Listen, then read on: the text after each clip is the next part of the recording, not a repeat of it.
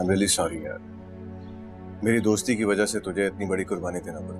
पागल हो गया क्या?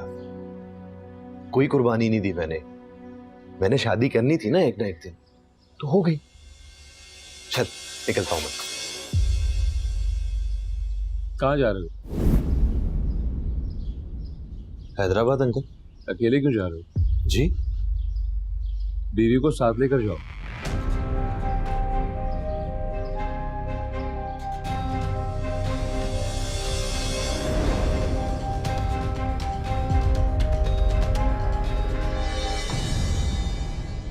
भाई मैंने तो सोच लिया, इन तस्वीरों में से कोई एक लड़की पसंद करके ना इस बार मैं यासिर की मंगनी तो जरूर कर दूंगी। देखो तो सही कितनी अच्छी अच्छी लड़की हैं।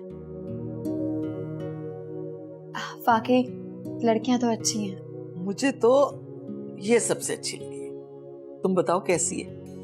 हाला मुझे क्या पता यासिर भाई को कैसी लड़की पसंद है। अरे लड़कियां तो इस मामले में इतनी तेज होती हैं, एक नजर देख के बता देती हैं कि कौन सी लड़की भाभी बनने के काबिल है।